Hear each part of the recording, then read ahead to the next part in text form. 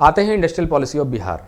एक कोट से शुरू करते हैं, ठीक है, जो आप एग्जाम में लिखेंगे। जब भी आपको इंडस्ट्रियल पॉलिसी ऑफ बिहार का क्वेश्चन आ ही सकता है, उसके लिए भी चांसेस है, क्योंकि वो सिलेबस में दिया हुआ है ना, एक पॉइंट बना के इंडस्ट्रियल पॉलिसी ऑफ बिहार। क्योंकि बिहार 2000 से पहले तक झारखंड इसी के अंदर था। और वो मूवमेंट वाला पार्ट मैं क्यों कह रहा हूँ आपको पढ़ने के लिए, क्योंकि बिहार पे जब ये झारखंड का मूवमेंट चल रहा है कि झारखंड को अलग राज्य बनाया जाए, ये मूवमेंट इसलिए चलाया जा रहा था कि बिहार में जो पहले जो भी पॉलिसीज बनती थी वो पटना को केंद्र में रख के बनाया जाता था। ये आरोप लगाते थे झारखंड के जो लोग इस फ्रीडम मूवमेंट में थे कि झारखंड को हमको आज़ाद करना है या अपना सेपरेट राज्य बनाना है। जो लोग ये इस मूवमेंट में रहते थे वो हमेशा यही इल्ज़ाम लगाते थे कि जो भी नीतियाँ होती हैं, जो भी आप काम करते हैं, बेसिकली वो सिर्फ पटना को और बिहार, नॉर्थ बिहार को ध्यान में रख के काम किया जाता है, साउथ बिहार इग्नोर्ड रहता है। और जो कि काफ़ी हद तक सही बात है। आपको आज मैं दिखाऊंगा इंडस्ट्रियल पॉलिसीज जो उन्होंने शुरू में बनाया, उसके अंदर झारखंड का कहीं पे जिक्र ही नहीं है। जबकि झारखंड में, जैसे मान लीजिए एग्जाम्पल के लिए कि नॉर्थ बिहार का जो इंडस्ट्री है ना, वो कृषि प्रधान है, अभी भी कृषि प्रधान है वो। बिहार झारखंड एक कभी हो ही नहीं सकते हैं। ज्योग्राफिकली बिहार जो है अलग है। बिहार नॉर्थ इंडियन प्लेन है, उसका भी मैं हिस्ट्री थोड़ा सा आपको ज्योग्राफी के माध्यम से बताऊंगा, क्योंकि मुझे लग रहा है ज्योग्राफी थोड़ा सा आप लोग का उतना स्ट्रांग नहीं है। बिहार है प्लेन एरिया, और जो झारखंड का इलाका है ये पठार है। यहाँ छोटा नागपुर है, राजमहल हिल्स है, रामगढ़ हिल्स है, हजारीबाग का प्लेट्यू, ये सब पठारी इलाके हैं। तो इनका जो खनिज होगा, बिहार का जो अपना अवेलेबल रिसोर्सेज होगा, दोनों में बहुत ज़्यादा अंतर है। तो बिहार में जितने इंडस्ट्रियल पॉलिसीज बनाए गए तो कृषि प्रधान टाइप के इंडस्ट्रियल पॉलिसीज लाए गए, ना कि उद्योग के लिए, इधर के उद्योग के लिए। जो एमएसएमईज का प्लान किया गया वो ज़्यादातर उधर। तो एक हद तक जो झारखंड मूवमेंट चला, उनका बात सही है एक हद तक, क्योंकि पॉलिसीज जो होती थी वो चीनी मिल, उधर के जूट के उद्योग, जो भी होता था बिहार के उद्योग के लिए किया जाता था। और झारखंड बनने के बाद भी कोई बहुत बड़ा चेंज नहीं आ गया। वो तो आप और हम गवाह हैं उस चीज़ के कि बनने के बाद ऐसा नहीं कि बिहार अमेरिका बन गया। बनने के बाद, झारखंड बनने के बाद ऐसा नहीं कि झारखंड अमेरिका हो गया। झारखंड आज भी वही है, वही गरीबी है, बिलो पॉवर्टी लाइन में बहुत सारा पॉपुलेशन रह रहा है, पीबीटीजी का हालत ख़राब है, इंफ्रास्ट्रक्चर भी बहुत ज़्यादा दयनीय हालत में है। तो वो सब तो आज भी लगा हुआ है, क्योंकि जिस उद्देश्य से ये झारखंड मूवमेंट चलाया गया, झारखंड राज्य अलग होने के बाद भी इंडस्ट्रीज के ऊपर कोई खास काम नहीं किया गया। एचईसी उसका उदाहरण है, बंद हो गया एचईसी, या कहने के लिए खाली चालू है, क्या प्रोडक्शन करता है? एचएमबीपी है, एफएफपी है, फोर्जरी, तो फोर्जिंग का प्लांट चलता है एफएफपी, बाकी एचएमबीपी तो बंद हो गया, हेवी मशीन बिल्डिंग प्लांट जो उसका है, या एचएमटीपी है जो टूल्स प्लांट था मशीन टूल्स के लिए, वो भी बंद है। तो ये सब बंद ही हो गया ना एक तरह से, प्लांट भी। तो ये चीज़ें हमें समझना ज़रूरी है। तो इसलिए मैंने इसको कोट से एक शुरू किया, जो एग्जाम्स में आप लिखेंगे। देखिए, कोट कुछ ऐसा कहता है कि undivided Bihar's industrial policy was a paradox. मतलब जो अविभाजित बिहार है उसका उद्योग नीति एक विरोधाभास के जैसा है। पैराडॉक्स मतलब होता है विरोधाभास, माने कोई चीज़ सही भी है, कोई चीज़ गलत भी है, दोनों एलिमेंट्स होते हैं उसके अंदर, विरोध होता है आपस में स्टेटमेंट्स में। वो एक विरोधाभास है। क्यों? क्योंकि rich resources and poor outcomes. Resource, खनिज संपदा बहुत भर भर के प्रचुर मात्रा में है, देश का 40% यहां है, लेकिन आउटकम्स जो था वो पुअर था, आउटकम्स उतना अच्छा नहीं रहा। तो अनडिवाइडेड बिहार यानी अविभाजित बिहार का जो भी नीतियां रहीं वो एक विरोधाभास है उसके अंदर उद्योग नीति में, क्योंकि यहां पर रिसोर्सेज ज्यादा रहे लेकिन आउटकम कुछ नहीं आया। आप इस बात से शुरू करेंगे इसका इंडस्ट्रियल पॉलिसी। हमेशा आलोचनात्मक मोड में रहिएगा इंडस्ट्रियल पॉलिसीज को लेकर के, और लास्ट में कंक्लूजन में उसका बैलेंस बनाना है। आलोचना आपने किया ऊपर में, मेरिट डिमेरिट में ज़्यादा डिमेरिट्स है, मेरिट्स कम है, तो डिमेरिट्स गिनाएंगे और उसमें लिख देंगे कि अगर इन चीज़ों पे भी ध्यान दिया जाता तो ये उद्योग नीति बहुत सफल उद्योग नीति बन पाती। तो बस बैलेंस बन जाएगा। चलिए, तो ये था कोट जो मैंने बिहार के लिए एक लिखा ऐसे ही कि अनडिवाइडेड बिहार में ये चीज़ें, ये किसी का लिखा हुआ नहीं है, ये हमने ऐसी सोच के मैंने बनाया कि ऐसे करके हम लिख सकते हैं, इसका आंसर शुरू कर सकते हैं। अब आते हैं इसके नीति पे, इंडस्ट्रियल पॉलिसी। बाकी परिभाषा वगैरह आप जान ही चुके हैं कि क्या था इसका परिभाषा, उद्योग नीति का क्या होता है, कि इसके अंदर सिर्फ ऐसा नहीं कि इंडस्ट्री के बारे में जिक्र होता है, इसके अंदर लेबर लॉ के बारे में जिक्र होता है, इसके अंदर वेरियस स्कीम्स के बारे में और भी जिक्र होता है। तो एक होलिस्टिक नीति रहती है उद्योग नीति। और ये उद्योग नीति अक्सर 5 ईयर प्लान्स के अनुरूप होती है। तो अभी देखिए 5 ईयर प्लान्स के अनुरूप भारत का जो एक नीति आया था, इंडियाज इंडस्ट्रियल पॉलिसी, वो तो बिल्कुल 5 ईयर प्लान के अकॉर्डिंग होती थी। अब लेकिन क्योंकि एक राज्य का नीति है, स्पेसिफिक राज्य का, तो ये 5 ईयर प्लान को एग्जैक्टली उसको कॉपी लेकर के नहीं चल सकती है। क्योंकि देश में क्या समस्या है, 2-3 चीज़ों पे बैकग्राउंड पे नज़र डालते हैं। पहले वो जो मैं बताना भूल गया कि मैं बिहार और झारखंड में बेसिकली क्या फ़र्क है, मूवमेंट वाला भाग। तो चलिए उसको, वो आगे आएगा तो वहाँ डिस्कस कर लेंगे कि ज्योग्राफी में क्या अंतर है और क्या चीज़ें हुई। अभी के लिए डिस्कस करते हैं कि 5 ईयर प्लानिंग से क्या दिक्कत था। देखिए ये जो 5 ईयर प्लानिंग की जा रही थी यहां पर, 5 ईयर प्लानिंग, अगर इसका सबसे बड़ा क्रिटिसिज्म निकाला जाए ये प्लानिंग का, तो जो प्लानिंग कमीशन होता था इस समय, प्लानिंग कमीशन, अब आपको पता होना चाहिए कि प्लानिंग कमीशन, आखिरी प्लानिंग कमीशन था 12वां प्लानिंग कमीशन, 12th, और 12th प्लानिंग कमीशन के बाद दूसरी कोई प्लानिंग कमीशन नहीं बनी क्योंकि इसको हटा दिया गया है, नीति आयोग को लाया गया है। ठीक है, तो एक दौर था प्लानिंग का, 5 ईयर प्लानिंग का, पंचवर्षीय योजनाओं का दौर चला, और जो दूसरा दौर चला वो नीति आयोग का दौर चला। दोनों में देखते हैं क्या फर्क पड़ा। जब ये प्लानिंग का दौर चलता था तो ये प्लानिंग होता था सेंट्रलाइज किस्म का प्लानिंग, सेंट्रलाइज्ड प्लानिंग, जिसको हम लोग केंद्रीकृत भी कहते हैं, केंद्रीकृत। और इसके लिए जो आरोप लगता है कि केंद्र में लोग ज़्यादा रिसर्च वगैरह करते नहीं थे राज्यों में जाकर के कि राज्य में क्या समस्या है या किस तरीके का डेवलपमेंट का है, रिक्वायरमेंट है, क्या अवेलेबल कंडीशन है, उन सब चीज़ों पे ज़्यादा वो रिसर्च नहीं करते थे। दिल्ली में बैठे बैठे ही एयर कंडीशन कमरे में वो वहीं बैठ के नीति बनाते थे किसी खास राज्य के लिए।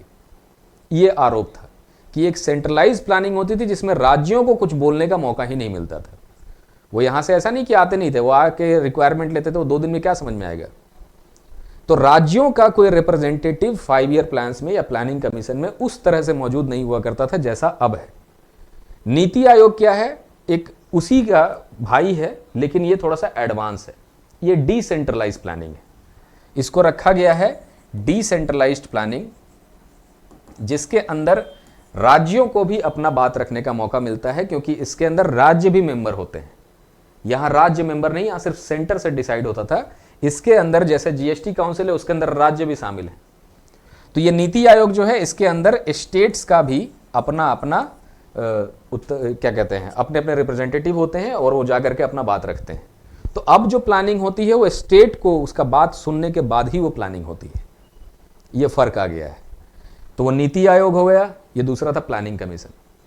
तो प्लानिंग कमीशन क्योंकि वो केंद्र को ध्यान में रखता है, केंद्र से ही सब कुछ संचालित होता था, तो जो भी प्लानिंग कमीशन बनता था उसको एक तरह से देख करके लोग ना अपने यहाँ नीति बनाते थे।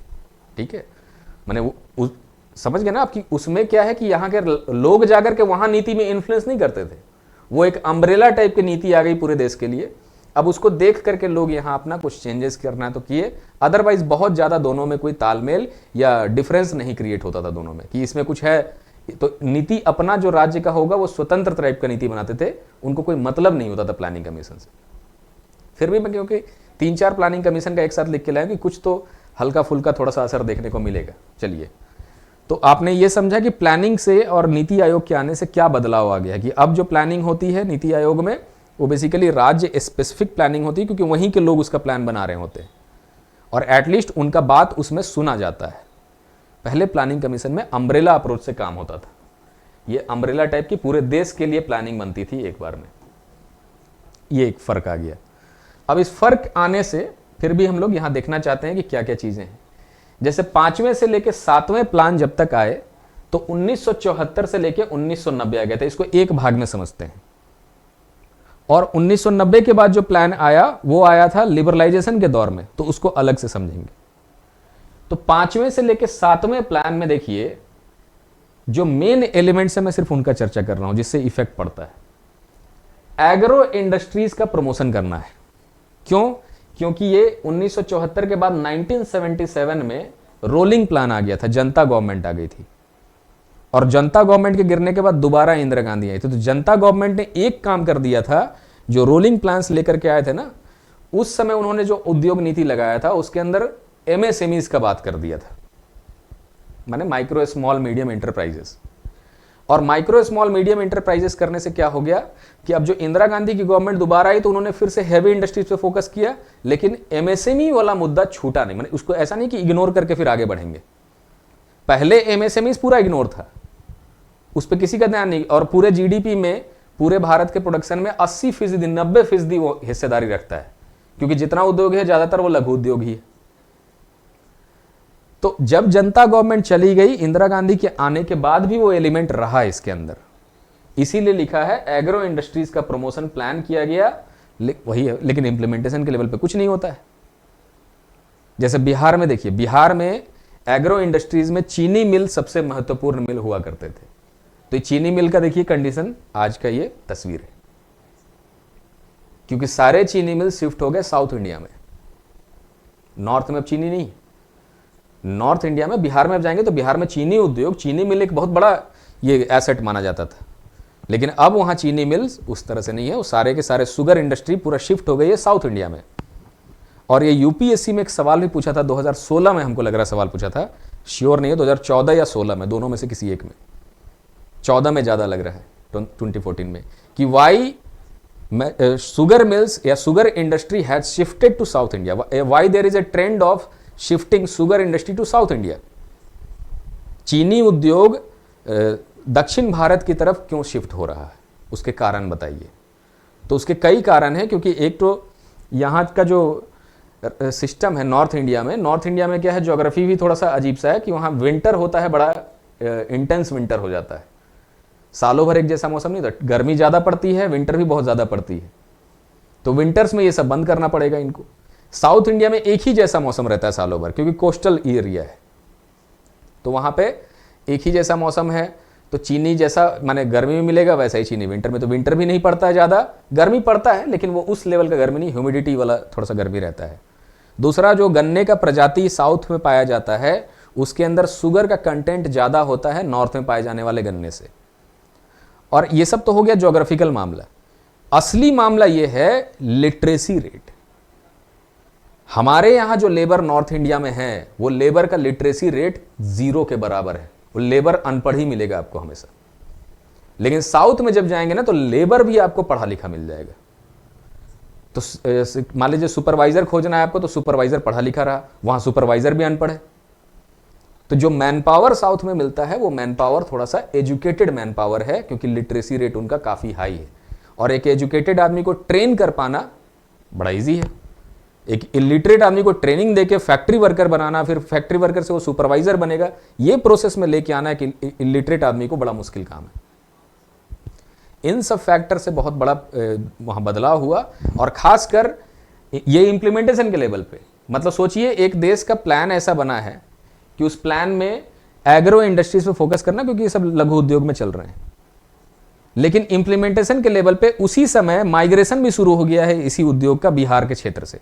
तो सोचिए बिहार किस लेवल पे इंप्लीमेंट कर पाया होगा इसको, क्योंकि बिहार का जो पूरा का पूरा पॉलिटिकल व्यवस्था है उसमें तो सब इलिटरेट है। बिहार में राबड़ी देवी को क्या आता था? कुछ नहीं, अंगूठा छाप है वो। चलिए लालू यादव पढ़े लिखे हैं, नीतीश कुमार पढ़े लिखे हैं, तेजस्वी पढ़ा लिखा है, लेकिन राबड़ी देवी और सीएम बन गई कैसे? तो जो पॉलिटिकल लीडरशिप रहा, बाहुबलियों का दबदबा, और बिहार के अंदर तो लगता ही नहीं था कि मैंने कुछ चलता है। बिहार के अंदर वाकई में उस समय जंगल राज है, अभी भी जंगले राज है ना। बिहार कभी वो चीज़ अचीव नहीं कर पाया जो गुजरात या दूसरे स्टेट्स अचीव कर लिए, केरला या ये सब में, जो लिटरेसी के मामले में है या ह्यूमन डेवलपमेंट इंडिकेटर्स के मामले में है, उन सब चीज़ों में लेबर प्रोड्यूसिंग स्टेट बन गया है। और वही वहाँ के लीडरशिप नेताओं को अच्छा लगता है, चाहे कोई भी हो बन जाए, पलटू चाचा बने या कोई दूसरा बने। तो एग्रो इंडस्ट्रीज में ये चीज़ें रहीं कि ज़्यादा एम्फेसिस भी किया गया इस प्लान में, तब भी कोई फ़ायदा बिहार नहीं उठा पाया। और बिहार में 1982 में जो आई थी इंडस्ट्रियल पॉलिसी, उसमें भी किसी तरह का कोई भी लाभ नहीं वो उठा पाए। तो जैसे ये 1982 की पॉलिसी आई, ये सेंट्रल सब्सिडी, मैंने ये इसलिए लेकर के आ रहे हैं 1982 में, क्योंकि अब बिहार में ज़्यादा उनको वो चीज़ें लग रही है, सब्सिडीज दिया जा रहा है इंफ्रास्ट्रक्चर के लिए, मैंने बहुत सारा फायदा दिया जा रहा है। देखिए आप बीच बीच में सुनते होंगे, हेमंत सोरेन इस बात को बार बार रिपीटेडली बोलते हैं कि हमें केंद्र से सब्सिडी, जीएसटी का पैसा नहीं मिल रहा है, मेरा 1 लाख करोड़ रुपया बाकी है केंद्र के पास। ये बोलते हो आप पाएंगे उनको, एक और मैं आपको याद दिला दे रहा हूं जो करंट में हुआ था मुद्दा, कि जब वो सीएम बने थे, मैंने जेल जाने से पहले, ईडी वाले केस से पहले जब वो सीएम बन के आए थे, उस समय देखिएगा गडकरी से उनका एक वर्चुअल ऑनलाइन मीटिंग हुआ था जो मीडिया में बड़ा फेमस हुआ था, पूरी देश की मीडिया में, जिसमें गडकरी जी उनको सुनाते हुए, मतलब डांटते हुए टाइप के टोन में थोड़ा बात कर रहे थे, जिसमें हेमंत सोरेन कहते हैं कि हमारे पास थोड़ा सा फंड वगैरह दीजिए कि हम लोग रोड बनाएंगे, इस तरह के बात वो बोल रहे थे। और गडकरी जी ने दबा के सुनाया कि इंजीनियर है तुम्हारे पास, काम करने वाला आदमी है तुम्हारे पास, किसी को आता है काम, हायर करते हो किसी को? वही मैं कह रहा हूं कि 2 लाख का यहां पे कम से कम 3 लाख वैकेंसीज का जरूरत है, लेकिन एग्जाम देखिए नदारद है। यही एग्जाम हो जाए वही बहुत बड़ी बात है। तो उनको वही उन्होंने कहा कि तुम एक प्रोजेक्ट तो कम से कम बना के हमको दो, तुमको पैसा देखते हैं कैसे नहीं मिलता है। तो ये क्या है, बिहार का एक मेंटेलिटी है जो झारखंड में चला यहाँ के सेपरेशन के बाद भी, वो लेगेसी है कि हमेशा बिहार असिस्टेंस मांगता रहा है केंद्र से, कि हम लोग जो हैं थोड़ा सा ये प्रॉब्लम वाला स्टेट है, क्योंकि अंग्रेजों ने इसी क्षेत्र में ज़्यादा तबाही मचाया था। ये उनका कहना है कि हिस्टोरिकली बंगाल, बिहार, उड़ीसा, आसाम, ये सब जो रीजन्स है ना, अंग्रेजों के द्वारा ज़्यादा सप्रेशन किए गए थे इधर। इसीलिए आज़ादी के बाद भी हमारा हाल खराब रहा। बंगाल में 1770 में इतना बड़ा फेमाइन आया था जब ट्रीटी ऑफ इलाहाबाद हो गया था, उसके बाद 1765 के ट्रीटी के बाद जो दीवानी छिन गया था ना, शाह आलम ने दीवानी लिख दिया था, बंगाल का दीवानी ब्रिटिश को दे दिया था। तो वो सब में फेमाइन आया, बहुत सारे चीज़ें हुई, तो ये इनका आर्गूमेंट रहता है। लेकिन इसके लिए 50 साल 70 साल बाद भी इतना रिसोर्स होने के बावजूद पैसा मांगते रहना, तो ये एक समझ में भी नहीं आता है कि क्या उद्योग नीति इन लोगों ने बनाया। और इलिटरेट आदमी क्या उद्योग नीति बनाएगा? उद्योग नीति तो अंततः कोई ना कोई आईएएस बनाएगा, कोई ना कोई ब्यूरोक्रेट बनाएगा। एक इलिटरेट आदमी को दिखा देगा, इलिटरेट आदमी फाड़ के फेंक दिया, अगर वो उसका चेहरा पसंद नहीं आया तो। मान लीजिए आप प्रोजेक्ट मैनेजर हैं और पता चला कि इधर का जो मिनिस्टर है वो अनपढ़ है, जो ज़्यादातर मिनिस्टर है। आपने फाइल तैयार किया कि सर हम छोटे से व्यक्ति हैं, प्रोजेक्ट मैनेजर हैं, हमने देखिए फाइल तैयार किया है और हमको लगता है इस एरिया में ये उद्योग आएगा, चाहे ऐसा होगा तो बड़ा डेवलपमेंट आएगा। और आपको आपके सीनियर ने सलाह दी, केस स्टडी देख रहे हैं, ऐसा ही क्वेश्चन आता है एग्जाम में, केस स्टडी, कि आपको आपके सीनियर ने बोला, जो उसके डायरेक्टर होंगे मान लीजिए प्रोजेक्ट के, तो आपने दिखाया अपने सीनियर को, बोला कि हाँ बहुत अच्छा प्रोजेक्ट है, तुम प्रेजेंट करो जाकर के मंत्री जी के सामने। और आपको मौका मिल गया, मंत्री जी 2 मिनट का मौका दे दिए कि 2 मिनट में जाओ, आओ जो बोलना है बोल के चले जाना। आप वहाँ पहुँचे और जैसे ही आपने बोलना शुरू किया, बोला अरे इसमें कितना वोट मिलेगा हमको बताओ, सामने से यही बात आएगा, आपका बात सुना भी नहीं जाएगा वहां पे। तो अनपढ़ आदमी जब जब रहेगा तो आप भी कुछ वहां पे अपना मुंह बना के ले आएगा, आपका फाइल उठा के आपके मुंह पे फेंक देगा कि मिलने का मौका दिए, देखो छोटा आदमी क्या बात करके चला गया, टेक्निकल बात करता है। यही दिक्कत है। तो सबसे बड़ी समस्या है कि जो लीडरशिप रहा, उनके पास कोई विजन ही नहीं था काम करने का, वो खाली जेब भरने, पैसा कमाने में बिजी रहते थे। ठीक है, तो वहां पे हमें कुछ भी मैंने देखना बड़ा मुश्किल हो जाएगा। चलिए, तो इंडस्ट्रियल पॉलिसी 1982 का जो रहा, भले ही वो सेंट्रल सब्सिडीज और इन सब के ऊपर ही रहा, जिसमें मैंने जैसे बैकवर्ड एरिया इंसेंटिव, ये मैं इंसेंटिव लिख के लाया हूं, क्या क्या इंसेंटिव मिलता था। अगर कोई व्यक्ति इंडस्ट्री लगाएगा तो उसको क्या क्या पर्क्स मिलेंगे बिहार में इंडस्ट्री लगाने के लिए, वो मैं बताता हूं आपको भी। और तब आपका आंखें और खुलेगा कि भाई इतना फायदा मिल रहा है। अगर बिहार में कोई आदमी आकर के उद्योग लगाएगा तो उसको इतना फायदा दिया जा रहा है फ्रेट इक्वलाइजेशन को बैलेंस करने के लिए, तब भी इंडस्ट्रीज नहीं लग पाई। तो ये सारा क्रेडिट जाता है यहाँ के नेता को, बिहार के नेता को, जो उस समय खाली पैसा कमाने के पीछे पड़े रहते थे। चलिए, अब ये वाला देखते हैं क्या क्या फायदा मिलता अगर आप उस जमाने में बिहार में इंडस्ट्री लगाते तो। ठीक है, देखिए 5 ईयर प्लान्स के अकॉर्डिंग, क्योंकि बिहार में दिया जाएगा वो सब चीजें, बैकवर्ड एरिया है इसलिए। देखिए, ये सेंट्रल गवर्नमेंट का इंसेंटिव्स, माने 2000 से पहले बिहार में, अनडिवाइडेड बिहार में क्या क्या मिलता था, ये इंसेंटिव्स में देखते हैं। जैसे 25% कैपिटल इन्वेस्टमेंट सब्सिडी, मतलब 25 लाख रुपया तक बिहार में, माने केंद्र सरकार आपको दे देगी अगर आप वहां इंडस्ट्री लगाएंगे तो। मान लीजिए 1 करोड़ का आपने इंडस्ट्री लगाया, ठीक, और आप क्वालिफाई हो गए ये सब के लिए, तो सब्सिडी के तौर पे 25 लाख रुपया भारत सरकार लगाएगी आपके लिए, बिहार में लगना चाहिए प्लांट। तो कैसे कहा जाएगा कि केंद्र सरकार मदद नहीं की है इनका? ये पैसा तो हमेशा रहा होगा इनके पास। ये पैसा तो हमेशा दिया गया होगा इस तरह से।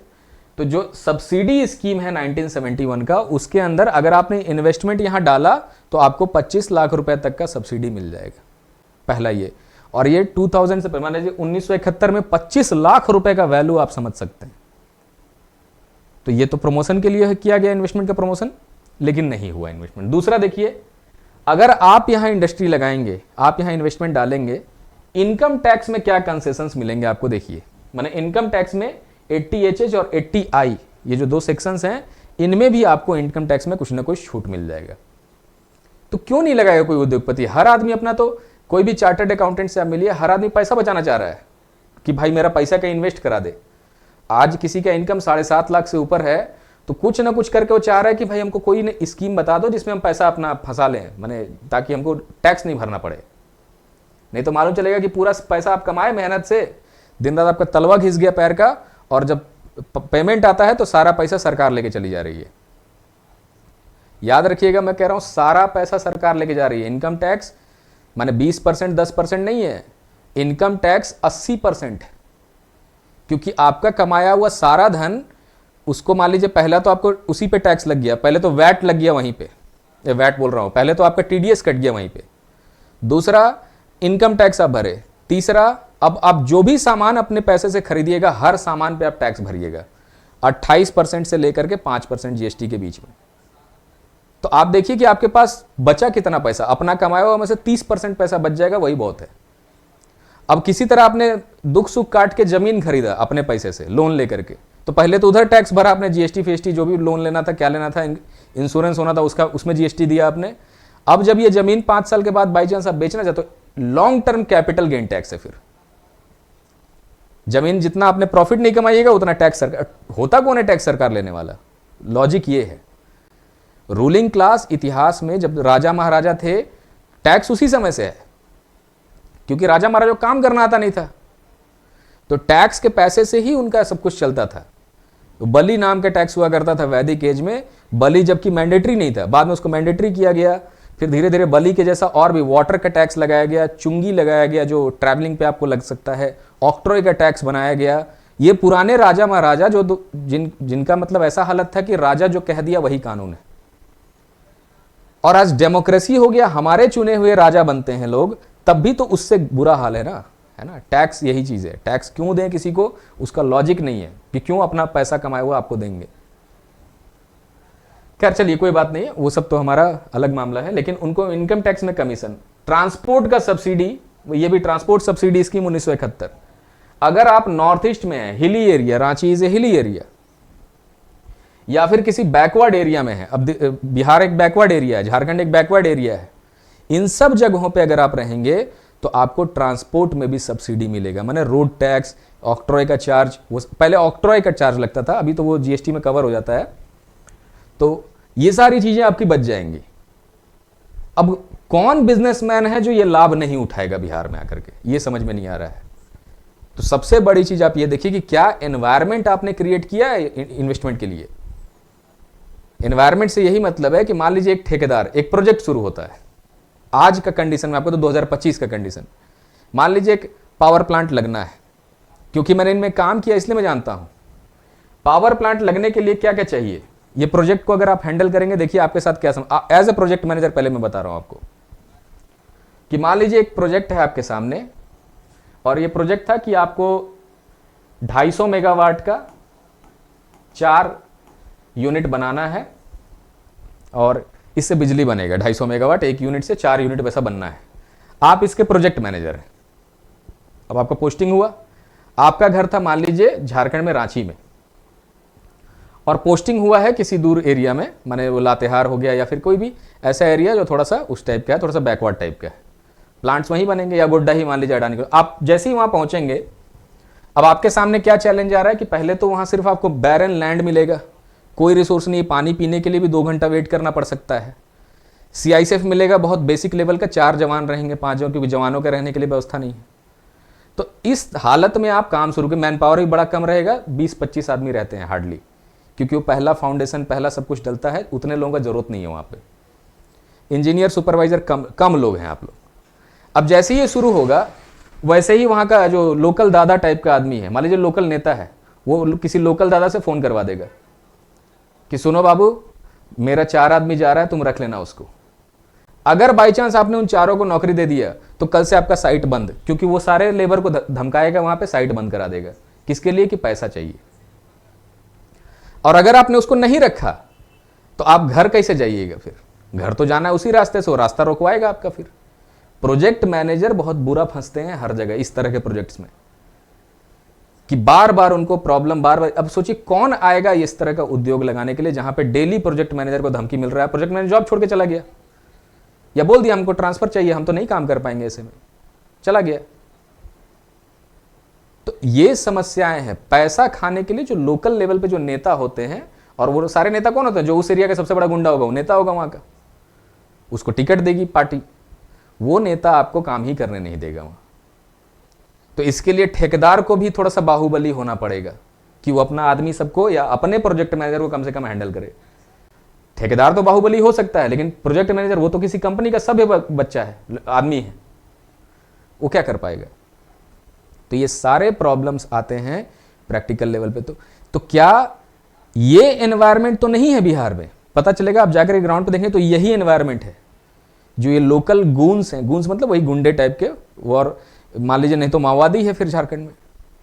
तो ये सब जो एनवायरनमेंट है ट्रेड के लिए बड़ा खतरनाक है। हाईवे बनाने लोग पहले आते थे, मालूम चला 2 दिन में उसको पैसा मांगा माओवादी ने, पैसा नहीं दिया, उसका जेसीबी जला दिया आकर के, उसका कभी गाड़ी जला दिया। वो अगर मान लीजिए आ रहा है उस पर गोली चलवा दिया 2 ठो, अगर वो बच गया तो बच गया, मर गया तो गया काम से। तो ये जो एक वायलेंट माहौल रहा बिहार के अंदर में, जो क्राइम जो जिस तरह से रहा, इसके वजह से लोग आते नहीं थे यहाँ। और दूसरा कि कोई भी इन्वेस्टमेंट लेकर के आएगा, अगर बाई चांस आएगा, तो वहां के ये बाकी जितने पॉलिटिकल लीडरशिप है वो सब पैसा मांगेंगे। पैसा पहले दीजिए फिर आइए आप, और काम के दौरान भी पैसा देते रहिए, जो दूसरे राज्यों में नहीं है। दूसरे राज्य में जहां पे लीडरशिप के पास बुद्धि है और जो डेवलप थोड़ा सा करना चाह रहा है, वो पैसा खाएगा, वो भी खाएगा पैसा, लेकिन अलग तरीके से। वो बोलेगा कि आप आइए, बिल्कुल काम करने के लिए आइए। कौन लोकल गुंडा परेशान करेगा? उठवा लेगा, सबको जेल भेज देगा। उसका एग्जाम्पल है उड़ीसा।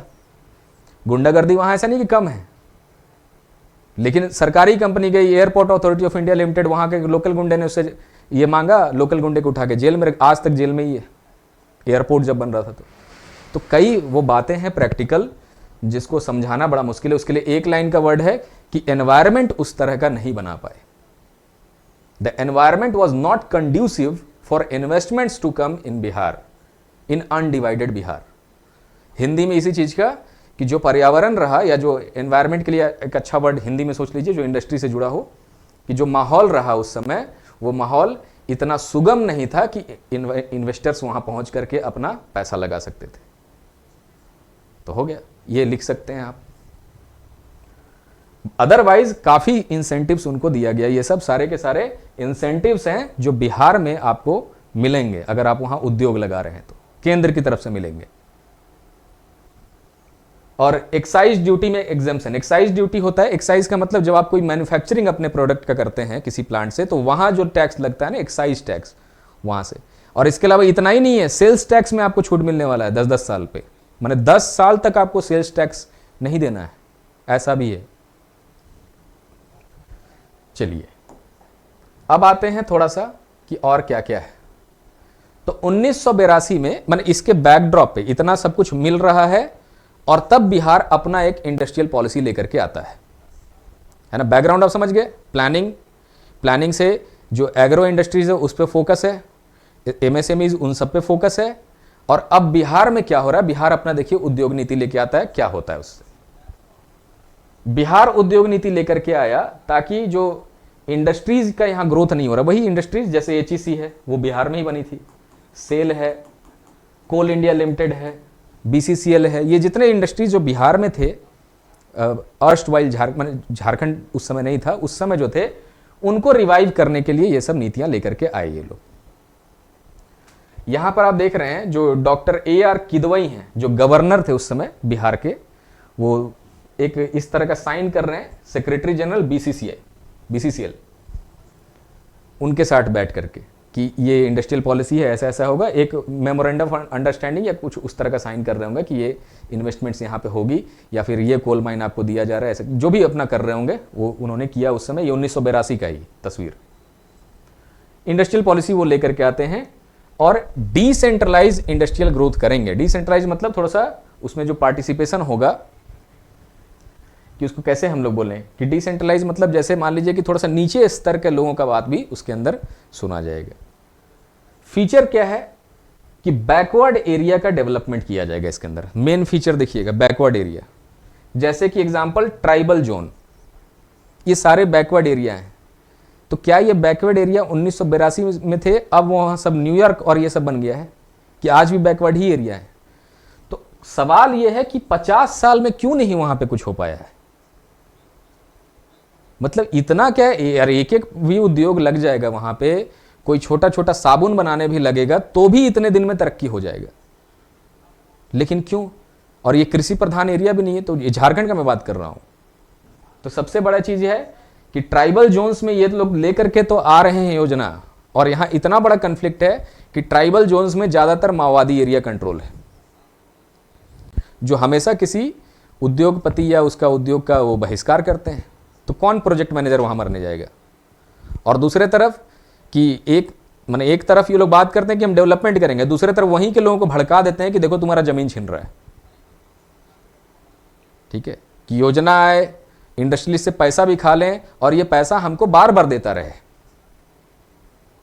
तो इतना थोड़ी इंडस्ट्रियलिस्ट कोई सहने जाएगा या करने जाएगा। तो फोकस क्या था कि बैकवर्ड एरिया को हम डेवलप करेंगे, और सारे बैकवर्ड एरिया बिहार के समय में ट्राइबल एरिया झारखंड में थे, बिहार में ट्राइबल एरिया नहीं है। ये इनका ऑब्जेक्टिव बना, फोकस है। लेकिन क्या इसी पे काम हुआ? नहीं हुआ।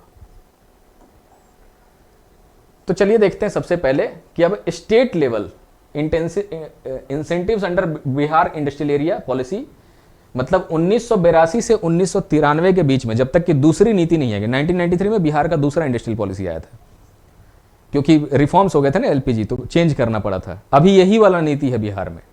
अब क्या है, बिहार में अलग अलग टाइप का नीति, एक्सपोर्ट प्रमोशन का नीति 2024 ये जो चल रहा है, 2016 में नीति है। तो वो लोग एक्सपोर्ट प्रमोशन पे लग गए हैं या इन्वेस्टमेंट पे लग गए हैं बिहार में।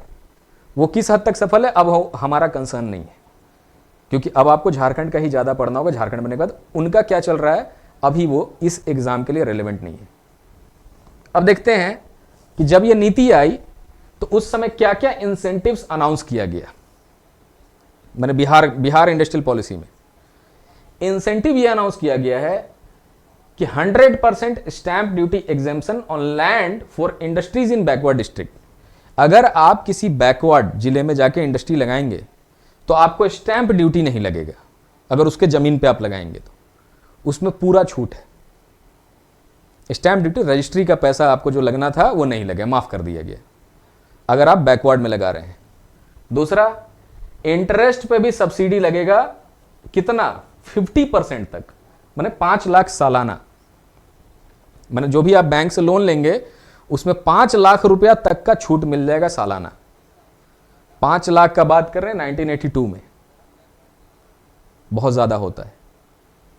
यह भी दूसरा दिया गया। पावर टैरिफ, मतलब आपका बिजली बिल जो है अगले 5 से 10 साल के लिए आपको रिबेट कर दिया जाएगा, मतलब वो नहीं लगेगा। या मान लीजिए 80% का छूट दे दिया आपको, बिजली बिल नहीं लगेगा। सेल्स टैक्स का हॉलिडे, 10 साल तक के लिए सेल्स टैक्स नहीं लगेगा। ये राज्य कर रहे हैं, ध्यान रखिएगा। बिहार, केंद्र से ऑलरेडी बिहार को उतना मिल रहा है, और बिहार अपना पॉलिसी में अनाउंस की हुई कि कोई आके इन्वेस्टमेंट कर दो, यहां फैक्ट्री लगा दो, हम ये सब दे रहे हैं, तब भी फैक्ट्री नहीं लेगा। और दूसरा, special land allotment through BIADA. ये जो बियाडा है आपको जियाडा के तौर पे दिखता है, इसी का भाई माने झारखंड बनने के बाद भी जो Bihar industrial area development authority थी वैसी की वैसी बनी रही जियाडा के नाम से, है ना। तो ये बियाडा एट कंसेशनल रेट, ये सस्ते दाम पे जमीन दिलवाती। जमीन क्या है ना, बेचती नहीं है, जमीन लीज पे मिल जाता है। रियाडा का जमीन हमको लगता है 99 साल के लिए लीज पे मिलता है, एक बार फिर से चेक करना पड़ेगा, लेकिन जितना मेरा इंफॉर्मेशन हमको याद आ रहा है कि 99 साल के लिए लीज पे वो मिलता है जमीन। ठीक है, जिसपे अब 99 साल बहुत हो गया, बिजनेस करके आप आराम से उतना ही कर सकते हैं। जमीन लिख नहीं देगा आपके नाम, क्योंकि बहुत सारे इंडस्ट्रियल क्लस्टर वहां लगे होते हैं। अब इतना ऑफर इसमें भी है, और देखते हैं क्या है इसके अंदर। चलिए, तो अब ये जो 1982 का मैंने सेम पॉलिसी है, वो सिर्फ हेडिंग मैंने सेम रखा है, मैंने अंदर का चीज चेंज हो रहा है खाली, ठीक है, ताकि पता चले उसी के अंदर पढ़ रहे हैं। अब देखिए यहां पर खेल क्या है, कैच को खाली समझिएगा। उद्योग नीति है ये बिहार का 1982 का। फोकस क्या है, बैकवर्ड एरिया को हमको डेवलप करना है। अब जहां बैकवर्ड एरिया है वहां है मिनरल, बैकवर्ड एरियाज में मिनरल्स है बहुत जगह पे, वो उसी को कह रहे हैं बैकवर्ड एरिया। लेकिन उन्होंने क्या किया कि प्रायोरिटी सेक्टर कौन है, एग्रो बेस्ड। अब इससे क्या है कि सारा डिफिनेशन चेंज होकर के, ये पूरा डिफिनेशन जो ट्राइबल एरिया पे फोकस बनाया था ना, सारा डिफिनेशन चेंज होकर बिहार का ये बैकवर्ड एरिया हो गया। माने अभी जो बिहार है, नॉर्थ बिहार, क्योंकि उधर का जो बैकवर्ड एरियाज है वहां पे होता है कृषि। तो सारा योजना ये लोग कैसे योजना बनता था वो घालमेल है पूरा, उसमें समझ में नहीं आएगा क्या योजना है इंडस्ट्रियल पॉलिसी कि इंडस्ट्रियल पॉलिसी में कह रहे हैं कि हम ट्राइबल एरियाज के लिए भी वेलफेयर करना चाहते हैं, क्योंकि उस समय एक राजधानी रांची भी हुआ करता था, रांची भी वो लोग आते थे, कुछ दिन का मीटिंग वूटिंग होता था, फिर वहां चले जाते थे उधर बिहार में। दो राजधानी मैनेज हो रहा था उस समय। तो इनका नीति ये कह रहा है कि हम लोग ट्राइबल एरियाज के लिए काम करने वाले जो बैकवर्ड है, अब वो तो झारखंड में है, तो इसका मतलब आपको मिनरल्स को ग्रो करना है, तब तो झारखंड का ग्रोथ होगा ट्राइबल एरियाज का। लेकिन आप कह रहे हैं कि नहीं, कृषि का यहां क्या काम है कृषि का। आज झारखंड में 80% जो एरिया है ड्राईलैंड फार्मिंग में आता है। आज 2025 में 80% का मतलब ये सारा एरिया जो 80% है, अगर बारिश नहीं हुई तो अकाल पड़ जाएगा, इरिगेशन के लिए नहीं है वहां पर। तो 80% एरिया ड्राईलैंड फार्मिंग में, तो यहां कौन सा एग्रीकल्चर का बहुत पैदावार है, प्रोडक्टिविटी है। तो यानी अगर एग्रो इंडस्ट्रीज बनाने का आप जिक्र कर रहे हैं तो फिर से इंडस्ट्रीज कहां जाएगी, बिहार में, पैसा आएगा बिहार में। तो ये जितनी फायदे थे पीछे के दिए हुए, सारे फायदे मिलने वाले थे शुगर इंडस्ट्रीज या और भी जो एग्रो बेस्ड इंडस्ट्री है उनको, जो कि है बिहार में, पटना में। तो ये पूरा नीति क्या हो गया, पटना सेंट्रिक कहला गया, या फिर नॉर्थ बिहार को फायदा पहुंचाने वाली ये नीतियां बन गई। और ये जो दूसरा मिनरल बेस्ड कोल दिख रहा है आपको, आयरन कोल, माइका, इसके लिए कह दे रहे हैं कि पहले से बना हुआ है, सेल बना हुआ है, पहले से एचईसी बना हुआ है, ये सब तो पहले से बना हुआ है। तो बना हुआ है तो कर लो प्रोडक्शन अपना। तो सारे प्रायोरिटी इन्होंने दिया है शुगर इंडस्ट्रीज को, और आज जाके शुगर भी बंद है, या फूड प्रोसेसिंग को। मैंने देखिए, ओवरऑल कहने का मतलब यही है कि ना बिहार में कभी प्लांट लगा ही नहीं किसी भी चीज का। बिहार में कहां उद्योग है, लगने नहीं दिया वहां बिहार में। ठीक है, आप बिहार अगर जाएंगे और बिहार के लोगों से बात करेंगे, जब वो लोग अपना इतिहास बताएंगे, जो थोड़ा बड़े बुजुर्ग है, थोड़ा समझदार टाइप के लोग हैं, वो लोग बताएंगे कि भाई यहाँ क्यों नहीं प्लांट लगने दिया बिहार। तो जब भी नेता आते थे चुनाव में, जब वो लोग अपना ये सब करते थे, तो चुनाव में लोगों को बोलते थे कि जब तक हम जिंदा हैं बिहार में कभी उद्योग को नहीं आने देंगे। वोट लेने के लिए बोलते थे। ऐसा क्यों, ताकि लोगों को एहसास दिलाया जा सके कि हम लोग पूंजीवाद का विरोध कर रहे हैं। ठीक है, कि हमारे होते हुए कोई यहां फैक्ट्री लगाने का दम नहीं दिखा सकता है। और लोग उस समय उसी बात पे समर्थन करते थे उनका।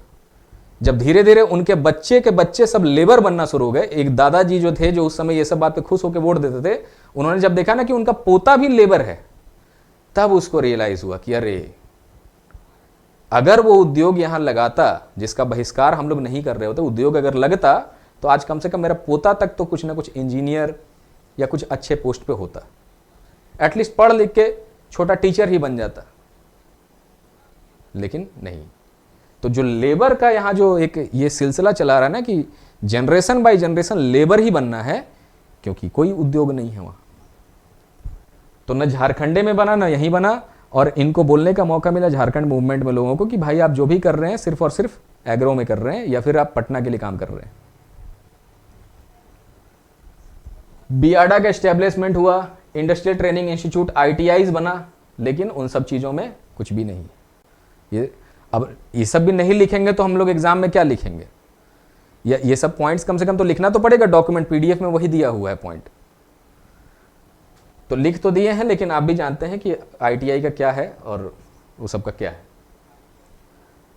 अब आता है मामला, देखिए यहां पर 1993 की पॉलिसी। ठीक है, ये आपने समझा प्रायोरिटी सेक्टर कहने के लिए दोनों है, और डेवलपमेंट किसका करना है? बैकवर्ड का। बिहार के बैकवर्ड लोग अलग हैं, बैकवर्ड मतलब इकोनॉमिकली बैकवर्ड लोग अलग हैं। झारखंड के इकोनॉमिकली बैकवर्ड साउथ बिहार के जो लोग अभी हैं उनका अलग है, वो ट्राइबल हैं, वो नॉन ट्राइबल है। यहाँ मिनरल वाले एरिया में रहते हैं वो लोग रहते हैं बेसिकली जिस एरिया में एग्रीकल्चर होता है, और जहाँ अलग समस्या है वहाँ फ्लड का समस्या है। कोसी नदी का बांध टूटता बार बार, ऊपर का पूरा वेस्ट चंपारण और ये सब फ्लड में डूब जाता है, मुजफ्फरपुर तक पानी आता है। तो वो आकर के फ्लडिंग करके पूरा गया वहां का फसल पूरा, वहां अलग समस्या। यहां का समस्या ये है कि माओवाद है, अब उसमें जाकर के आप कुछ कर ही नहीं सकते हैं, वहां पे माइनिंग करने ही नहीं देगा, आपको मर्डर कर देगा वो। दोनों जगहों का अपना समस्या है, लेकिन ज्यादा फोकस वहीं पे।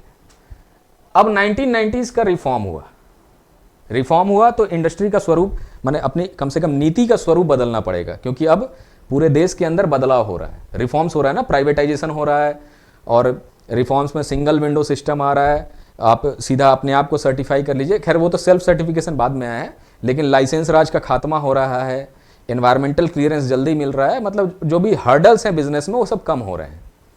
देश जो है सोशलिस्ट इकोनॉमी के जगह थोड़ा सा कैपिटलिस्ट की तरफ शिफ्ट हो चुका है, ये पूंजीवाद। आई होप अब मैं जब सोशलिस्ट कैपिटलिस्ट ये सब कुछ बोल रहा हूँ आप समझ रहे हैं। हमको यही डर लगता है ना कि कहीं आप समझे नहीं ये सब बोलने के बाद, जो जीएस का कंसेप्ट है, तब उस भाव को कैच नहीं कर पाएंगे कि 1991 के बाद आईएमएफ से पैसा वैसा लेने के बाद भारत का ये हो गया कि अब आपको कैपिटलिज्म वाले फीचर्स अपने इकोनॉमी में डालने होंगे, सोशलिस्ट बन के आप नहीं रह सकते हैं। और कैपिटलिज्म का फीचर क्या होता है? ओपन मार्केट, कि आप आइए यहाँ मार्केट खोलिए, जैसा डिमांड होगा वही रेट को तय करेगा, कंपटीशन रेट को तय करेगा, सरकार कुछ नहीं करेगी। ये नहीं कि आप बैठ के डायरेक्शन दे रहे हैं सरकार की इतना प्रोडक्शन करो, इतना तुम लो, इतना तुम लो, वैसे नहीं, अब ये मार्केट तय करेगा। तो उस फीचर्स के हिसाब से बिहार के अंदर भी कुछ चेंज किए गए अपने नीतियों में, उसको देखते हैं कि क्या है। तो ट्रिगर फैक्टर में मतलब कि किस वजह से नीति को चेंज किया गया, नया नीति लाया गया, वो था वही कि पोस्ट लिबरलाइजेशन, जो कंपटीशन बढ़ने लगा यहाँ पर, है ना, कंपिटिटिव बनाने पड़ेगा ना। जैसे हमारा प्रोडक्ट क्या था, सब स्टैंडर्ड प्रोडक्ट है आज भी, बहुत कम ही चीज ऐसा होगा जिसमें हम थोड़ा सा अच्छा प्रोडक्ट बना पाते हैं, अदरवाइज सारे प्रोडक्ट जो है सब स्टैंडर्ड, क्योंकि यहाँ के मैन पावर का आदत ही नहीं है फिनिशिंग अच्छा करने का। आप ये झारखंड का, बिहार का, बंगाल, कोई भी लेबर ले आइएगा, वो चाहे तो अच्छा काम भी कर सकता है, लेकिन वो जैसे तैसे आपका प्लास्टर करके चला जाएगा, बस काम खत्म होना चाहिए। उसी तरह हर चीज में, हर प्रोडक्ट के अंदर में वही लेबर का मेंटेलिटी है कि हम एक्स्ट्रा मेहनत करें तो क्यों करें, हमको पैसा कहां दे रहा है, और ये भी बात सही है कि पैसा कहां दे रहे हैं उसको। तो कंपटीशन के वजह से कुछ चेंजेस करने पड़े कि भाई अगर प्रोडक्ट अपना कंपिटिटिव नहीं बनाओगे तो गए काम से फिर मार्केट में, क्योंकि अब तो सरकार कुछ कर नहीं सकती है। तो सबसे पहले ये जो ट्राइबल एरियाज थे उधर भी प्रॉब्लम शुरू हो गई कि अब इधर का क्या करना है, क्योंकि इधर तो इतने दिन में फ्रेट इक्वलाइजेशन पॉलिसी चल के बंद होकर अपना काम खत्म कर चुकी, और जितनी कंपनियां लगी हुई हैं, जिसको बोला ना मैंने पीछे कि मिनरल्स हमारा प्रायोरिटी सेक्टर बना उस समय, लेकिन सारी कंपनियां वो पब्लिक सेक्टर यूनियंस थी, पीएसयू। तो इस लिबरलाइजेशन से सबसे बड़ा जो झटका लगना था वो इधर के मिनरल रिच एरियाज में लगना था कि उधर अब कुछ भी डेवलपमेंट नहीं हो सकता है, पीएसयू है, प्राइवेट कंपनी जा नहीं सकती है, नक्सलाइट का प्रॉब्लम है। खैर एनीवे, लिखने के लिए ये सब चीजें लिख सकते हैं आपकी। थोड़ा सा इन्होंने डोमेस्टिक और फॉरेन इन्वेस्टर को रिझाने का कोशिश ये किया, पॉलिसी ऑब्जेक्टिव्स बने कि हमको थोड़ा सा एफडीआई लाना है, क्योंकि पूरे देश का पॉलिसी यही बन चुका है, फॉरेन डायरेक्ट इन्वेस्टमेंट, एफडीआई इस पे फोकस, एमएसएमई इकोसिस्टम, ये सब लिखने वाला बात है, ये जेनरिक बात है, रट्टा मार के लिखिए।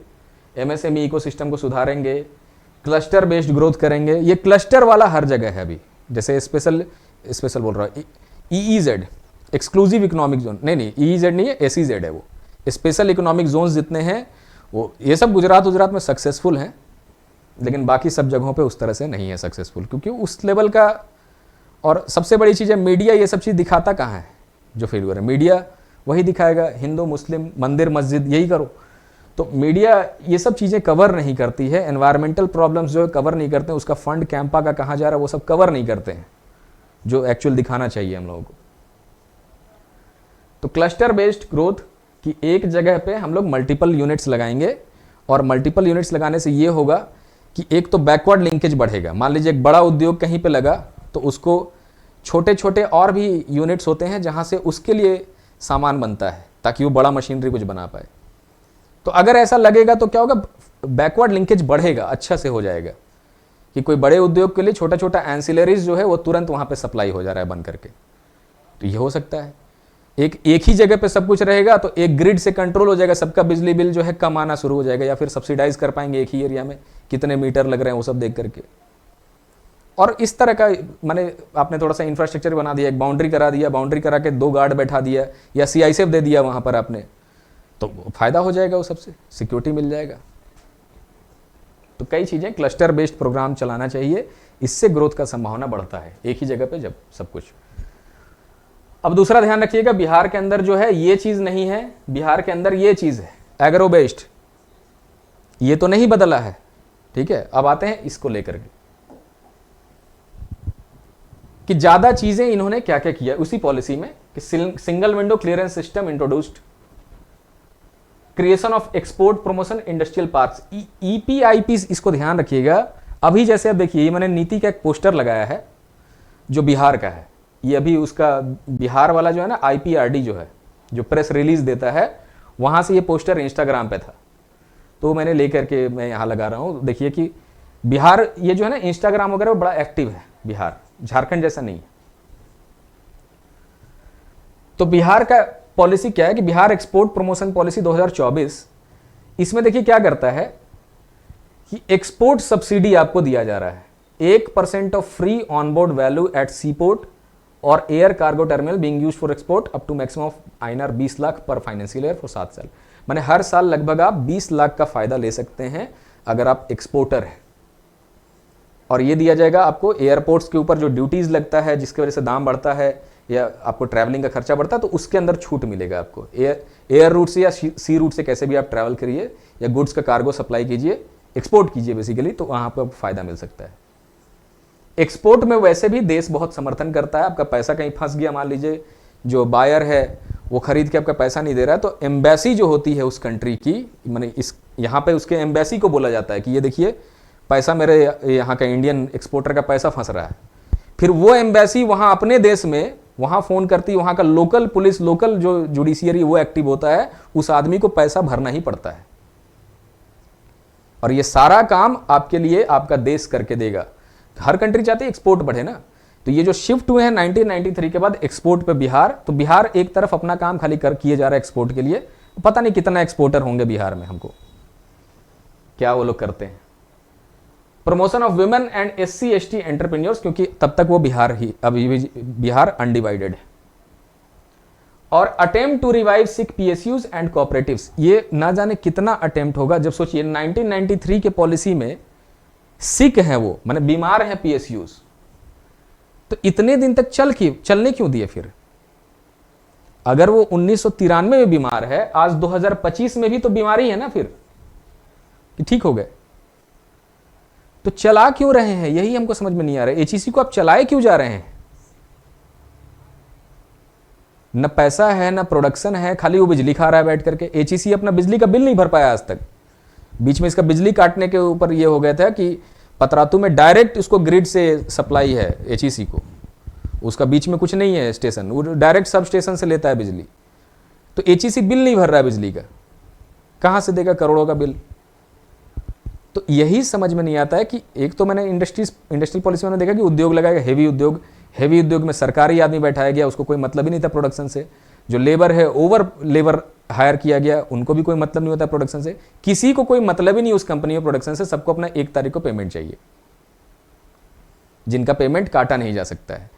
आप बीमारी का झूठे का बहाना बना करके 20 दिन घर पे रेस्ट किए, 1 पैसा नहीं कटेगा आपका। आप हॉलीडे मनाने चले गए, 1 पैसा नहीं कटेगा। यहां तक कि टर्मिनेशन के लिए मान लीजिए कोई बिना कोई एप्लीकेशन दिए, बिना छुट्टी बोले वो अब्सेंट हो गया खाली, तो 180 दिन लगता है टर्मिनेट होने में। हैरत का बात है। मैं जब गेट का तैयारी कर रहा था, जब गेट हमको देना था, गेट का एग्जाम, तो गेट के एग्जाम के टाइम पे ना एक सर पढ़ाने आते थे थर्मोडायनेमिक्स, HEC के सर थे, वो कहीं पढ़ा रहे थे उधर आकर के। तो बोले कि हम तो जॉब करते हैं और यहाँ के गेट में पढ़ा करके मोटा पैसा वो ले रहे हैं कोचिंग से, और बोले कि भाई मेरा 180 दिन में टर्मिनेशन का होता है, तो जब जब आता है तो उसके पहले हम जाकर के हाजिरी लगा देते हैं। गजब हालत है, ऐसे काम हो रहा है। तो वही समझ में नहीं आता कि सिख पीएसयूज को क्यों नहीं कुछ किया जा रहा है, बंद ही क्यों नहीं कर दे रहे हैं फिर, या प्राइवेटाइज कर दीजिए, इसमें 90% स्टेक बेच दीजिए इसका, यही तो सॉल्यूशन है। एक ही बार बेचिएगा, जैसे ही बोर्ड ऑफ डायरेक्टर में अडानी अंबानी टाइप के लोग घुस जाएंगे ना, 2 दिन में इंडस्ट्री ठीक हो जाएगी। जो अपना 5-5 रुपया देखना शुरू कर देंगे तो बस इंडस्ट्री ठीक हो जाएगी। अभी तो वो जनता का पैसे से चल रहा है, हमारे पैसे से आपके पैसे चल रहा है, कोई देखने वाला नहीं है। जिस दिन एक आदमी का पैसा लगना, बिजनेसमैन का पैसा लगेगा, वो छोड़ देगा इसको, इंडस्ट्री को नहीं पकड़ लेगा वो। तो ये सारा कुछ किया गया, एक्सपोर्ट प्रमोशन सब किया गया, लेकिन मद्देनजर किसको रखा जा रहा है? मद्देनजर रखा जा रहा है पटना। मैंने जो भी चीजें की गई, पॉलिसी ओवर सेंट्रलाइज्ड इन पटना, मतलब वहां पर वहीं के लोग डिसाइड करते हैं। जैसे मैंने कहा ना कि दिल्ली के लोग डिसाइड करते थे कि यहां क्या होगा, तो पटना के लोग और पटना का सांसद वहीं डिसाइड कर ले रहा है कि यहां झारखंड में क्या होगा।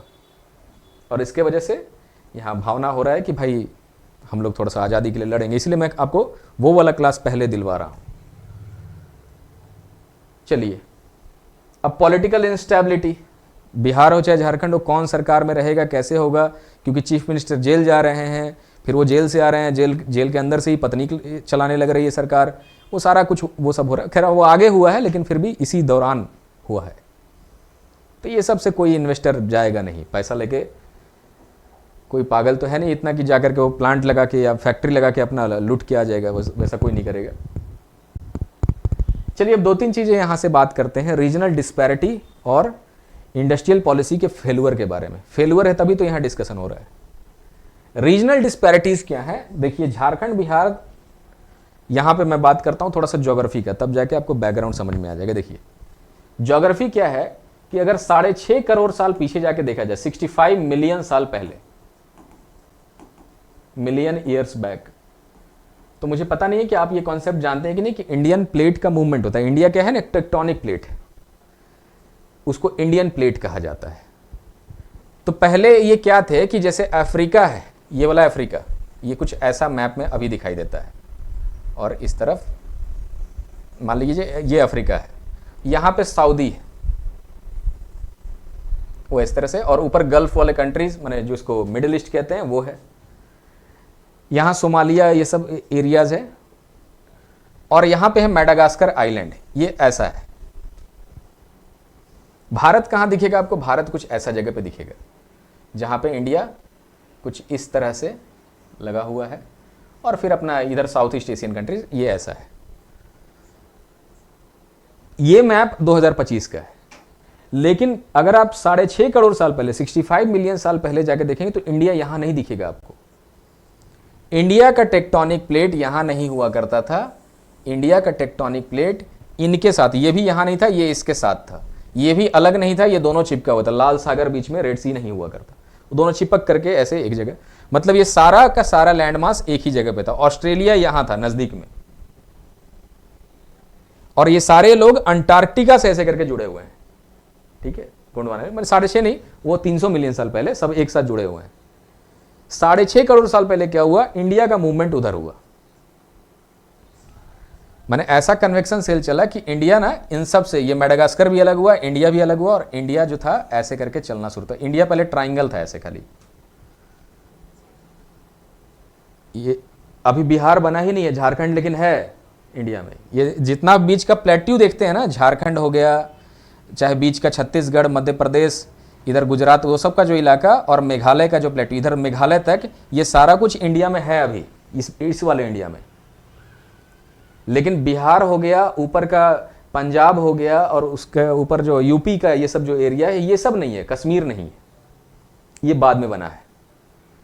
अब बिहार, सॉरी, ये जो इंडिया है, इंडिया का प्लेट ऊपर बढ़ता है ऐसे करके, ऊपर बढ़ा, आगे गया, और यहां आके टकराता है ऐसे। पहले नॉर्थ वेस्टर्न साइड टकराया ऐसे करके, जब भी 2 कॉन्टिनेंटल प्लेट टकराते हैं ऐसे करके तो अपलिफ्टमेंट हो जाता है, फोल्डिंग कहते हैं इसको। और ये जो फोल्डिंग है सेडिमेंट्स का ऊपर जाकर के, इससे बनते हैं माउंटेन्स। तो अब क्या होगा, यहां टकराना शुरू हुआ तो हिमालय का पहला विंग इधर से उठना शुरू होता है, जो हिमालय है इनके टकराने से बना। अब ये जब हिमालय जैसे ही उठेगा ना, तो river building process is followed by, sorry, mountain building process is followed by a river building process. जब भी किसी लैंड का ऐसे अपलिफ्टमेंट हो रहा है तो जो भी बारिश इधर इधर हो रही होगी वो सारी बारिश अब तेजी से नीचे जाएगी नदियों जैसा बन के। तो जब भी एक पहाड़ बनता है साथ में नदियां भी बनती हैं, और एक दो नहीं कई नदी, अभी क्योंकि लैंड अपलिफ्ट हो गया अब वहां से पानी बहेगा, बारिश तो होना है। तो जो भी नदियां यहां से निकली, जिसके अंदर मान लीजिए गंगा नदी है, इंडस नदी है, ब्रह्मपुत्र नदी है, वैसे ब्रह्मपुत्र सबसे पहले निकला था, वो जब इंडिया यहां से चल रहा था उसी समय से ब्रह्मपुत्र नदी यहां पे, और जब यहां जाके अपलिफ्टमेंट हुआ तो ब्रह्मपुत्र का एक विंग जो है ना इधर भाग गया उस तरफ, जिसको इंडस कहते हैं। और जब और ज्यादा अपलिफ्टमेंट हुआ तो यहां ग्लेशियर्स आ गए, ग्लेशियर्स के पिघलने से नदी यहां पे गंगा नदी। तो इंडिया में आपने क्या देखा कि ये जो पठारी भाग है ना, ये पहले बना हुआ है मेघालय प्लेट्यू तक, और ये जो नया भाग है अब नदियां बननी शुरू है, नदियां अपने साथ सेडिमेंट्स लेके आती हैं।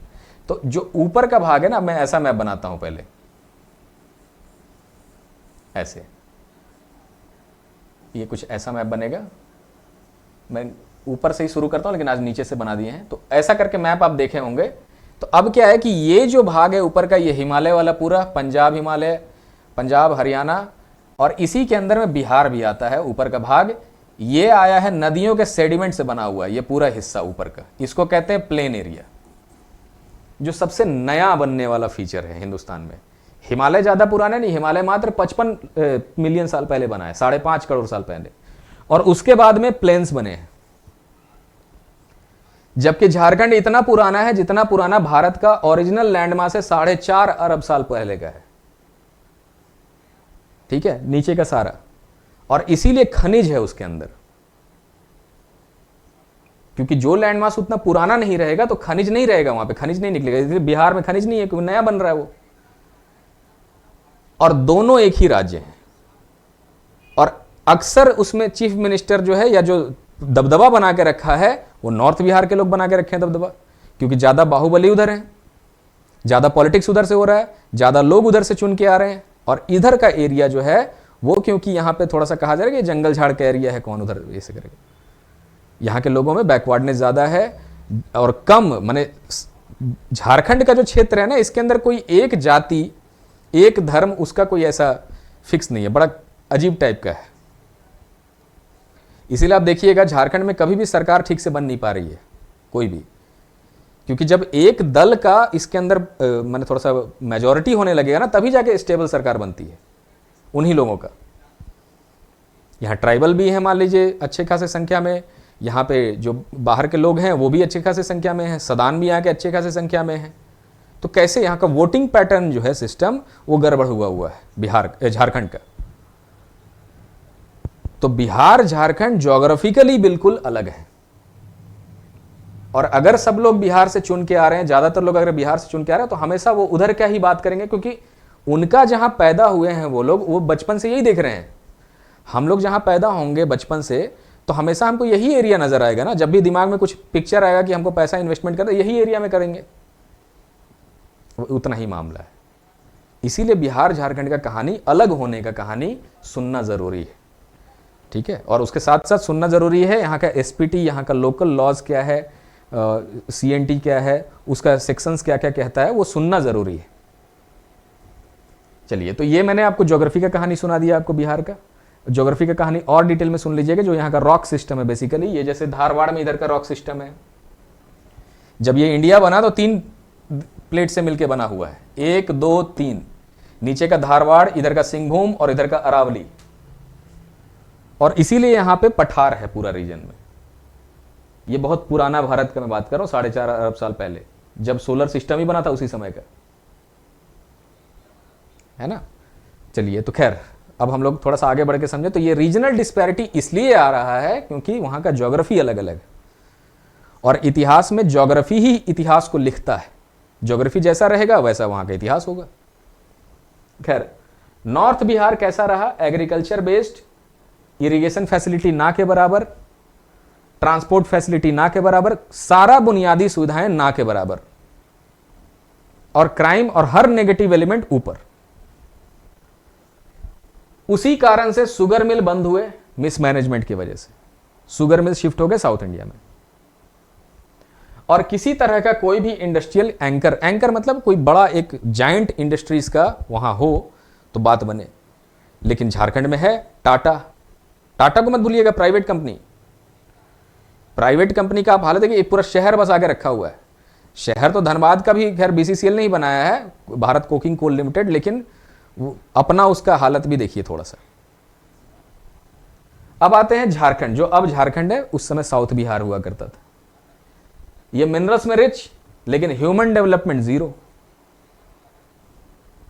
इंडस्ट्रीज हैं, लेकिन मोस्टली वो क्या है, पीएसयू ड्रिवन मतलब पब्लिक सर्विस यूनियन, जहां जनता के पैसे से फैक्ट्री चलता है, उसका कोई देखने वाला सुनने वाला नहीं होता है।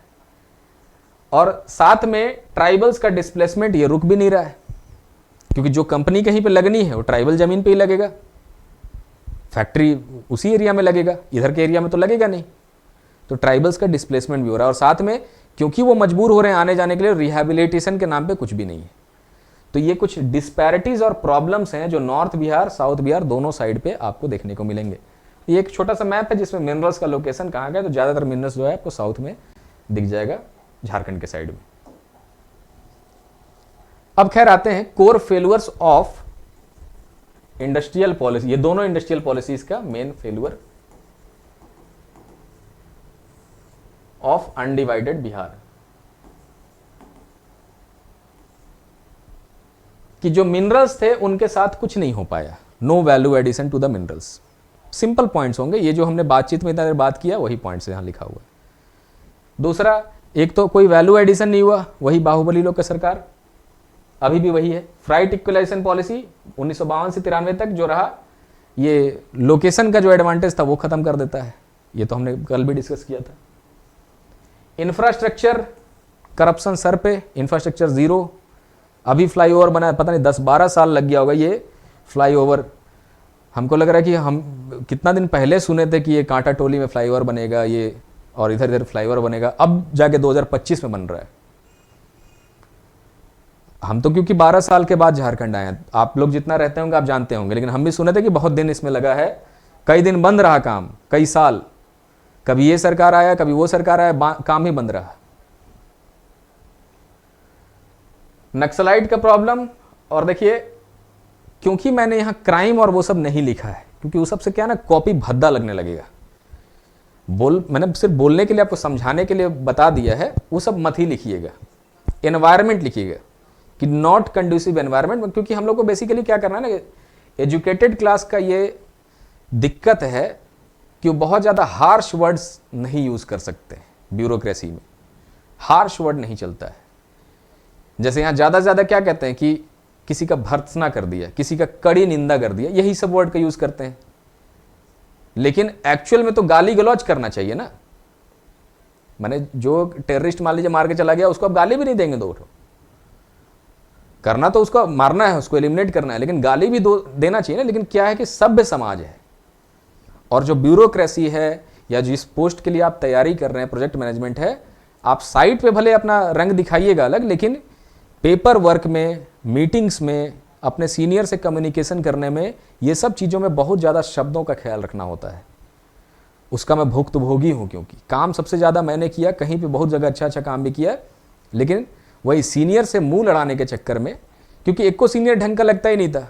आईओएस भारत पेट्रोलियम बीपीसीएल में जब थे तो वहाँ सीनियर, हम लोग मैकेनिकल का सीनियर बना हुआ है केमिकल इंजीनियर। वो आधा टाइम मैंने 3 बजे दोपहर में निकल जाना है, दोपहर में 11 बजे आना है, दोपहर ही बोल रहा हूँ मैं उसको, 11 बजे आना है, 3 बजे चले जाना है, क्योंकि जिम जाने का टाइम हो गया है, कुत्ता घुमाने का टाइम हो गया है। हम लोग जाते हैं 11 बजे रात में, क्योंकि काम से उस तरह का जुड़े हुए हैं। और केमिकल इंजीनियर अटैच ही नहीं हो पा रहा है काम से, कंस्ट्रक्शन से।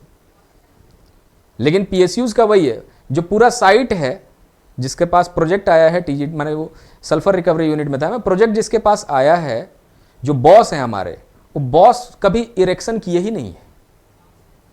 माने 1 टन का लोहा नहीं उठाए हैं जमीन से ऊपर और बॉस हैं, उसको क्या समझ में आएगा जो EIL का, इंजीनियर्स इंडिया लिमिटेड का हमने जो हायर किया है, उस आदमी के पास इतना तजुर्बा, उसको ये भी पता नहीं है कि शिप से मेरा मटेरियल आता है तो अभी कहाँ है, कितना टाइम लगेगा आने पे। वो कॉन्ट्रैक्टर को आगे गाली देता है कि तुम लेबर बढ़ाओ, और लेबर लेके वो बैठा हुआ है क्योंकि वो फ्री का पेमेंट कर रहा है, बिल नहीं बन रहा है उसका।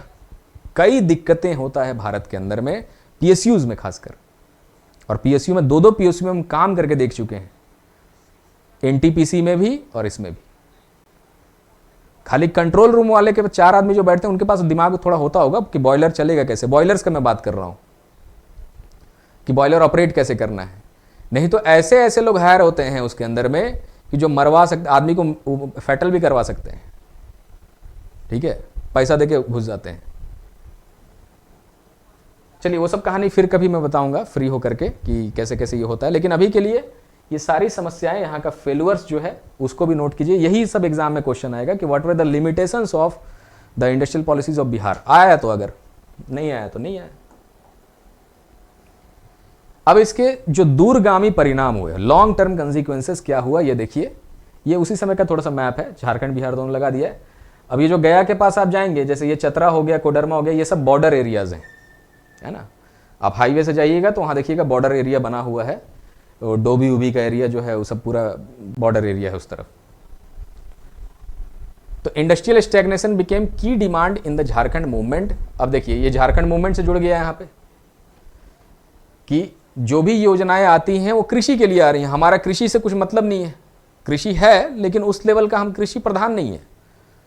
और हमारे पास अगर आपको कोई योजना लेके आना है तो कोई ना कोई इंडस्ट्रियल योजना आना चाहिए, और इंडस्ट्री में वो लोग कहते हैं कि एग्रो इंडस्ट्री होगा। तो ये सब की वजह से झारखंड मूवमेंट को और ज़्यादा बल मिला इस समय, और फॉर्मेशन ऑफ झारखंड हुआ 2000 में, बेस्ड ऑन मतलब किस किस नीतियों के कारण। ये आप और ज़्यादा डिटेल में मैं उनको बोलूँगा बताने के लिए कि आपको झारखंड का मूवमेंट चला कैसे, कौन से चीफ मिनिस्टर कहाँ से थे, ये सारा कुछ वो खुद भी समझदार हो बता देंगे आपको।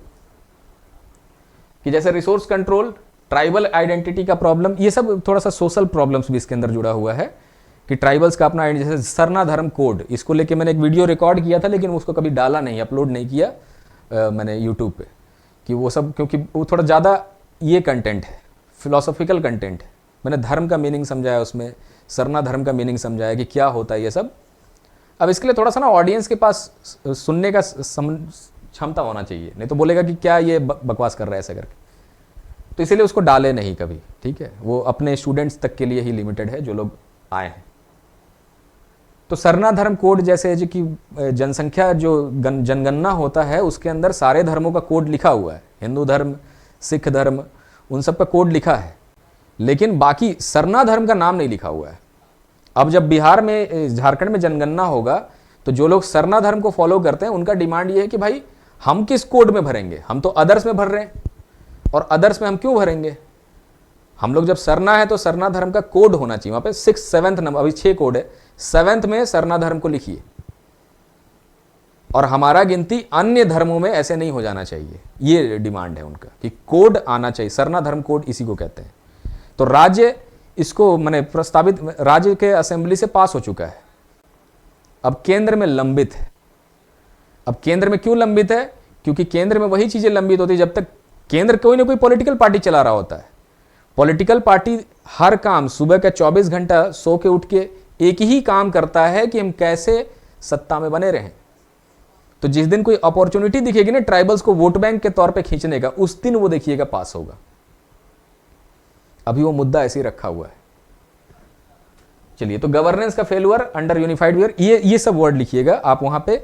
ये गवर्नेंस फेल्यूर मतलब होता है वही crime, law and order, Subhash Yadav और कौन कौन यादव जो उस समय शासन चलाते थे, ओपन जीप में, ऐसे जो माने लाल बत्ती लगा के घूमते थे गुंडे जीप में, ओपन जीप में, और कोई भी गए शोरूम में गए, हाथ दिए, वहां का 2 गाड़ी निकाले, चल दिए घर। वो सिस्टम, वो जमाने का मैं बात कर रहा हूं। वो सब मेरा भी देखा हुआ है, सुना हुआ है। एक जो डॉक्टर चंद्रा थे जिनका ये हुआ था ना अपहरण, किडनैप की क्या मर्डर वर्डर भी हुआ था, उसमें पटना में ये हाल था कि डॉक्टर के पास 2 गुंडे पहुंचेंगे, उनको बोलेंगे कि सुनिए डॉक्टर साहब 25 तारीख तक ना 2 करोड़ रुपया जमा करके रखिए, जब जमा हो जाए तो अपने गाड़ी पे बैनर चिपकवा लीजिएगा, पैसा जुगाड़ हो गया है। और हम लोग फिर वहाँ हाथ दे के, जहाँ भी आपको मर्जी करेगा हाथ दे के रोक देंगे, जब तक नहीं रोकते तब तक गाड़ी पे लिखवा लीजिए कि पैसा जमा हो गया है। और फिर आपको बताएंगे पैसा कहाँ देना है। ये हालत था। माने डॉक्टर अपने गाड़ी के ऊपर बैनर चिपकवा रहा है कि पैसा मेरे पास जुगाड़ हो गया है। हम लोग उस बिहार के बारे में बात कर रहे हैं, गवर्नेंस का फेल्यूर इसको कहते हैं।